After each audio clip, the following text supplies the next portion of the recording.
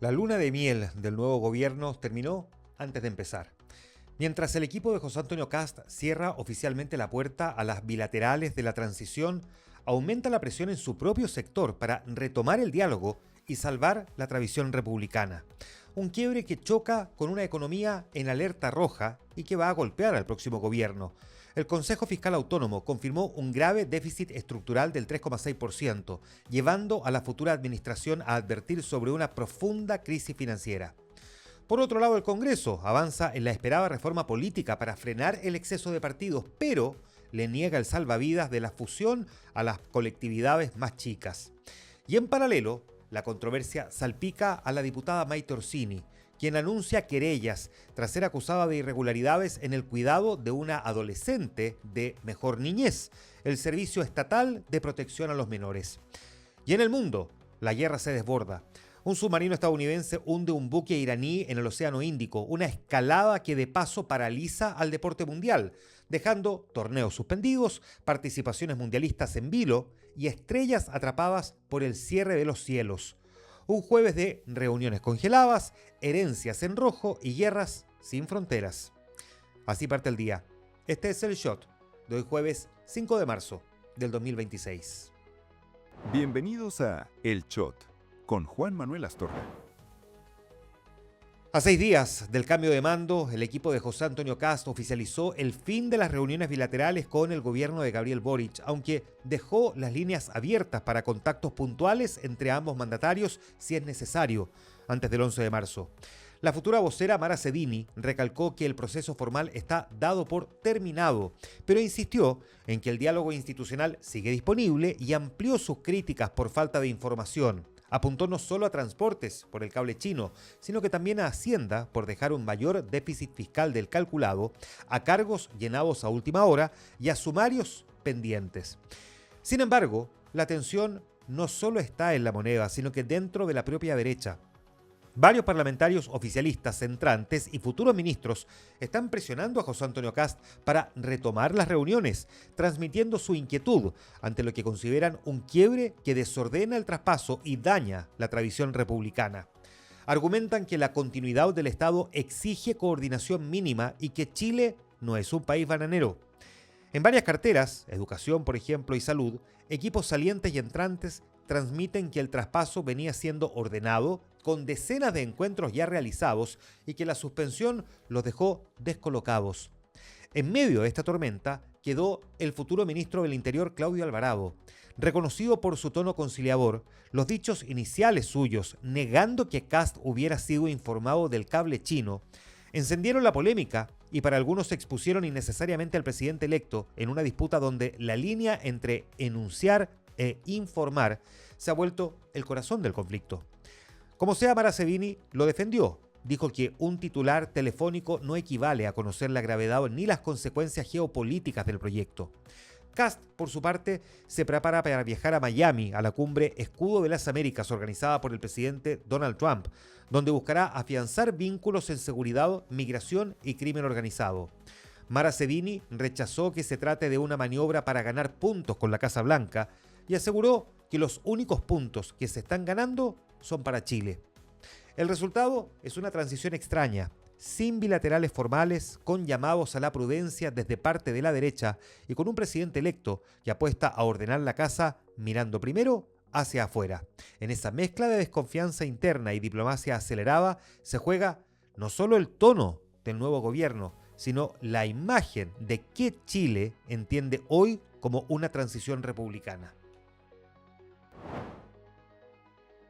Desde Magallanes, Gabriel Boric decidió responder al portazo de Kast con una mezcla de calma y desafío.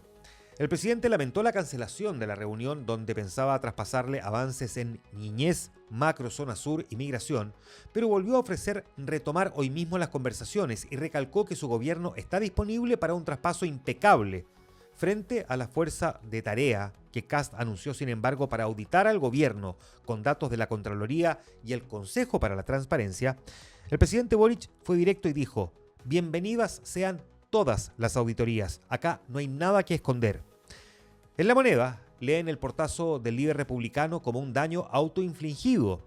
Dicen que, al reconocer públicamente que Boric sí lo llamó por teléfono para mencionarle aunque sea el tema del cable, el presidente electo terminó validando la versión del gobierno, desarmó su propia tesis de un ocultamiento total y quedó, según el gobierno, ante la opinión pública como el único responsable de romper la histórica tradición republicana del cambio de mando. Pero más allá de quién gana este gallito comunicacional, en La Moneda saben que este cortocircuito amenaza un objetivo diplomático mayor: la candidatura de Michelle Bachelet a la Secretaría General de Naciones Unidas. En la oficina del presidente electo, la presión para quitarle el respaldo a la exmandataria es enorme. El presidente del Partido Republicano, Arturo Esquella, dijo que la trama del cable submarino terminó definitivamente con la candidatura de Bachelet, que ya estaba, dijo, con respirador artificial. En el fondo, que las tensiones con Estados Unidos vuelven inviable su elección. Y a esto se suma el temor a un posible veto en el Consejo de Seguridad de Naciones Unidas por las tensiones con Estados Unidos en Medio Oriente.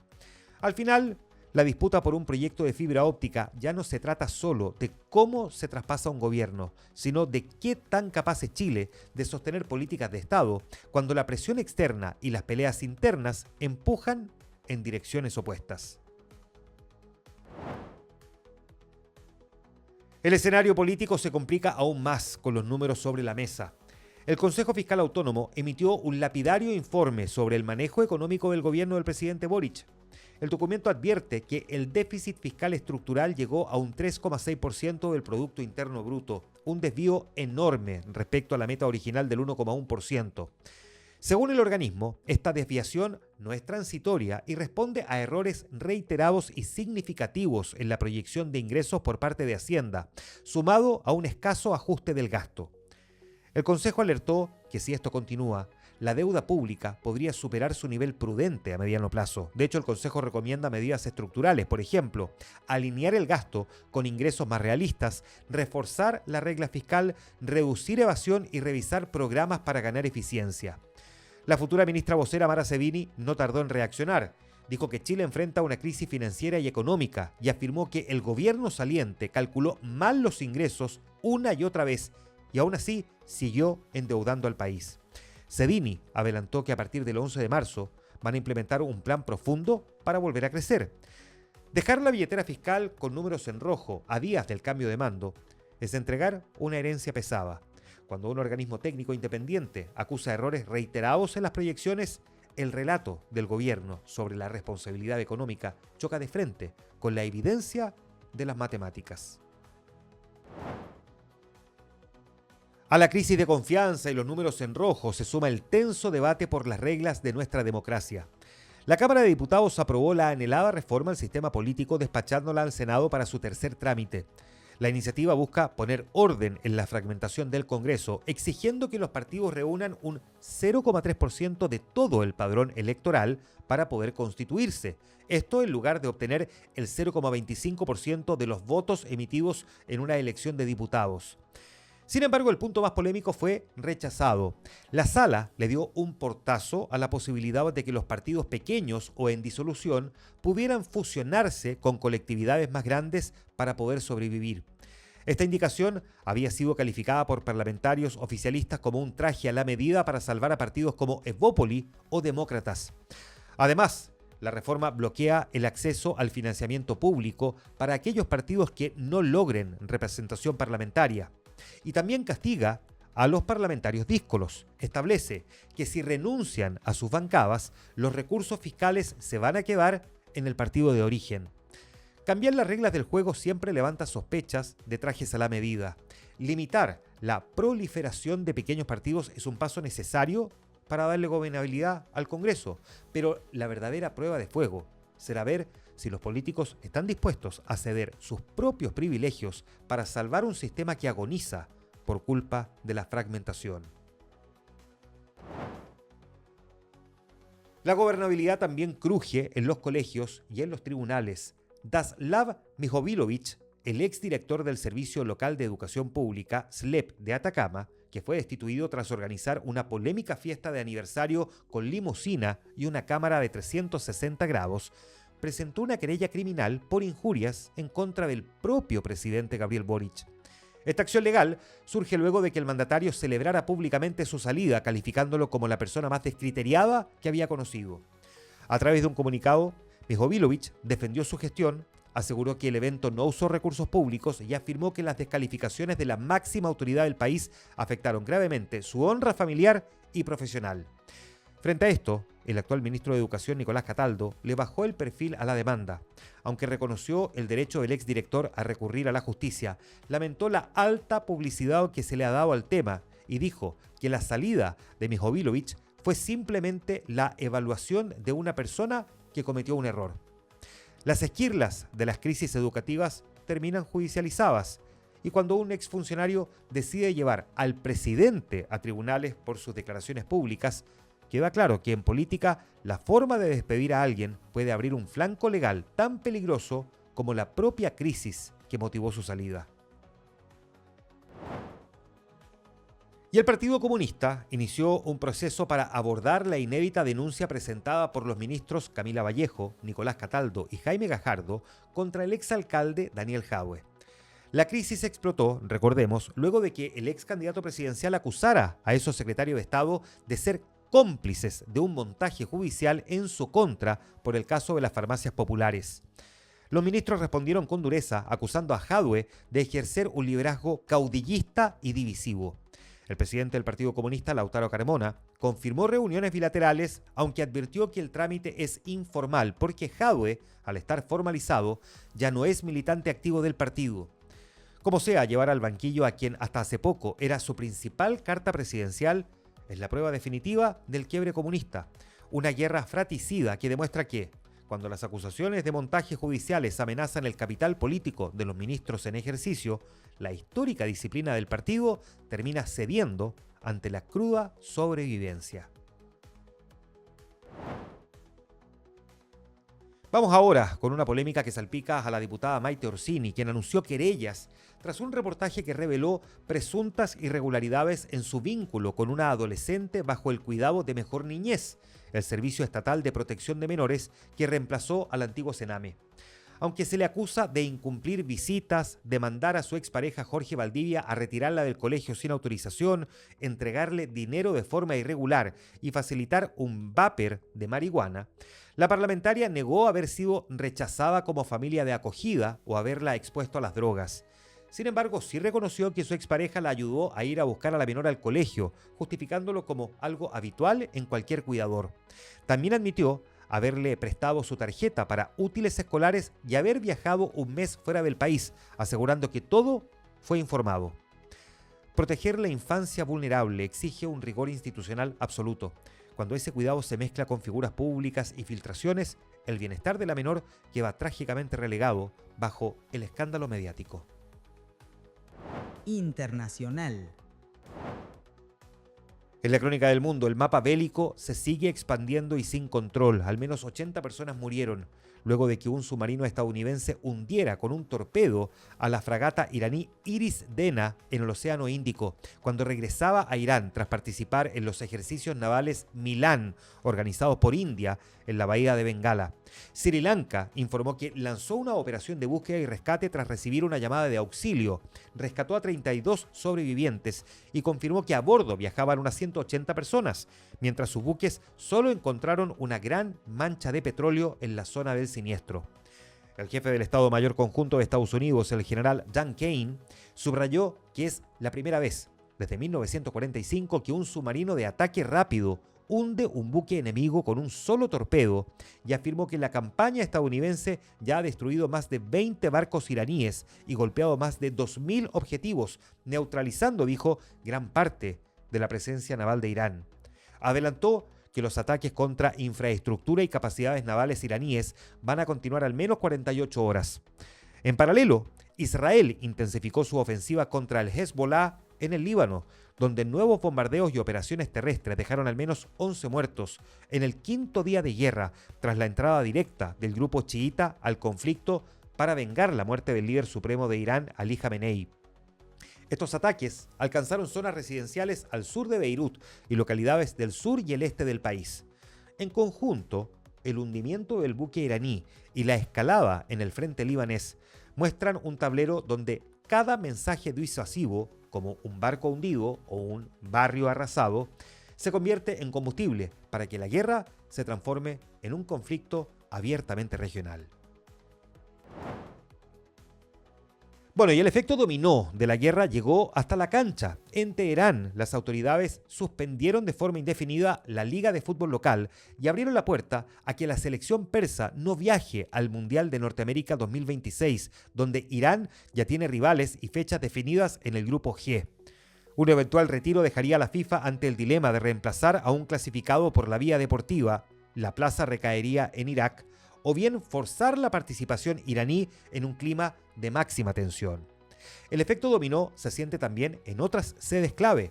Qatar postergó todos sus torneos internos y dejó en suspenso el Mundial Sub-17 y la finalísima entre España y Argentina, mientras que en Bahrein la Fórmula 1 suspendió pruebas en la zona del Golfo tras el avistamiento de misiles cerca de una base estadounidense, aunque por ahora mantiene en pie el Gran Premio. El cierre de espacios aéreos complica además las rutas habituales de los equipos que viajan de Europa a Oceanía. En Dubái, varios tenistas quedaron varados tras el cierre del espacio aéreo y la ATP activó protocolos para alojarlos y reprogramar vuelos rumbo a Indian Wells. El fútbol árabe vive su propia incertidumbre. El jet privado de Cristiano Ronaldo salió de Riad en medio de ataques iraníes contra instalaciones vinculadas a Estados Unidos en Arabia Saudita, lo que desató rumores sobre su continuidad en Al Nasr, aunque el club difundió después imágenes del portugués entrenando con normalidad. Pero como sea, la guerra pasó a ser un factor que condiciona decisiones competitivas, contratos millonarios y hasta la seguridad básica de atletas, poniendo en entredicho la idea de que las grandes citas deportivas pueden mantenerse al margen de la política. Y antes de revisar nuestro flashback, seguimos con un escándalo europeo digno de película. Las autoridades británicas detuvieron a 3 hombres acusados de espiar para China, desatando una tormenta, porque uno de los capturados es nada más ni nada menos que el esposo de una diputada del Partido Laborista. David Taylor, director de una consultora y marido de la parlamentaria Joanne Reid, fue arrestado por la policía antiterrorista en su casa en Escocia. La legisladora se demarcó de inmediato, asegurando que nunca ha estado en China, que detesta esa dictadura y que ignoraba por completo las supuestas actividades ilícitas de su pareja. Este operativo eleva la tensión diplomática entre Londres y Beijing y ocurre justo semanas después de que el gobierno británico aprobara la construcción de la polémica Superembajada China. Se trata de un gigantesco complejo diplomático que se va a levantar muy cerca de la histórica Torre de Londres, un megaproyecto que venía generando un feroz rechazo de vecinos y políticos locales, quienes advertían precisamente que este inmenso edificio terminaría funcionando como un centro de espionaje encubierto y una amenaza para la infraestructura crítica de la ciudad. Cuando los tentáculos de la inteligencia internacional llegan hasta la familia de los legisladores y coinciden con la instalación de gigantescos búnkers diplomáticos, queda claro que las potencias cruzarán cualquier línea, pública o privada, para infiltrarse en el poder. Y en el flashback de un día como hoy, 5 de marzo, en 1616, el Sol es censurado. La Inquisición y la Iglesia Católica ponen oficialmente en el índice de libros prohibidos la obra del astrónomo Nicolás Copérnico. Su imperdonable crimen fue atreverse a publicar un texto demostrando con matemáticas que la Tierra giraba alrededor del Sol y no al revés. Un día como hoy, en 1770, la chispa de la independencia, ocurre la famosa masacre de Boston. Soldados británicos acorralados por una turba abren fuego y matan a 5 civiles estadounidenses. Este derramamiento de sangre fue utilizado como la pólvora publicitaria perfecta para iniciar la guerra de independencia de Estados Unidos. Un día como hoy, en 1827, el hombre detrás de su batería, muere el físico italiano Alessandro Volta. Si hoy uno puede grabar un video con el celular sin estar enchufado a la pared, tiene que darle las gracias a él, ya que fue el inventor oficial de la primera pila eléctrica de la historia. Por eso medimos la tensión en voltios. Un día como hoy, 5 de marzo de 1929, el origen del dominio aéreo. El visionario aviador Arturo Merino Benítez inaugura oficialmente la línea aeropostal Santiago-Arica. Este servicio, que comenzó llevando cartas en pequeños aviones militares, fue la semilla exacta de lo que poco después se convertiría en LAN Chile, hoy conocido como LATAM. Un día como hoy, en 1958, el hermano menor nace en Inglaterra, Andy Gibb, el hermano menor de los míticos Bee Gees, quien, amparado por el talento de su familia, logró un éxito arrollador como solista a finales de los 70. Tristemente, su vida estuvo marcada por los excesos de la fama y murió a los 30 años. Un día como hoy, 5 de marzo de 1960, la mirada del revolucionario. Durante un funeral en La Habana, el fotógrafo cubano Alberto Corda dispara su cámara y captura al Che Guevara mirando fijamente al horizonte. Esa foto, bautizada como Guerrillero Heroico, se convirtió en la imagen más reproducida en la historia de la fotografía, estampándose en millones de banderas y poleras alrededor del mundo. Un día como hoy, en 1982, el adiós de un rebelde de la comedia. Muere trágicamente a los 33 años por una sobredosis en Los Ángeles el actor John Belushi, estrella fundacional e indiscutida del programa Saturday Night Live y mitad del mítico dúo musical y cinematográfico The Blues Brothers. Un día como hoy, 5 de marzo en 2002, el reality de celebridades MTV estrena el primer episodio de The Osbourne. Las cámaras se metieron en la casa del mismísimo príncipe de las tinieblas, Ozzy Osbourne, mostrando que la vida del líder de Black Sabbath consistía en pelear con sus perros y lidiar con sus hijos adolescentes. Básicamente, inventaron el formato que luego exprimirían las Kardashian. Y un día como hoy, en 2013, el fin de la era bolivariana. Tras meses de incertidumbre y viajes médicos a Cuba, el entonces vicepresidente Nicolás Maduro anuncia por televisión la muerte de Hugo Chávez. El líder venezolano falleció a los 58 años, dejando a su país sumido en el dolor de sus seguidores y marcando el inicio de una profunda crisis que continúa hasta el día de hoy. Y un día como hoy, 5 de marzo en 2021, el fuego en la plaza. Durante una nueva jornada de manifestaciones, un viernes por la tarde, desconocidos prenden fuego a la base del monumento al general Manuel Baquedano en Plaza Italia. La imagen de la estatua envuelta en llamas dio la vuelta al país y obligó a las autoridades a retirarla definitivamente de su histórico pedestal para su restauración. Atentos con varias cosas que van a ocurrir hoy. José Antonio Kast viaja este jueves a Estados Unidos y va a participar en la cumbre internacional Shield of the Americas, que se va a realizar en Miami. Hoy, la empresa nacional del petróleo ya lo confirmó, ¿no? Hay alzas para los precios de las bencinas. El valor de la 97 octanos sube 18,8 pesos por litro, mientras que la de 97 octanos tendrá un incremento de 20,9 pesos por litro. El ministro de Bienes Nacionales, junto al delegado presidencial de la región metropolitana y también la presidenta de la Asociación de Comerciantes de Productos del Mar, encabezan la entrega de la concesión gratuita por 20 años del edificio del terminal pesquero metropolitano.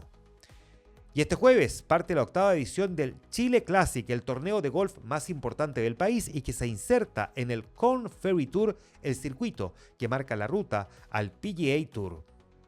Este fue el shot del jueves 5 de marzo del 2026, la necesaria dosis diaria de actualidad. Hasta mañana viernes.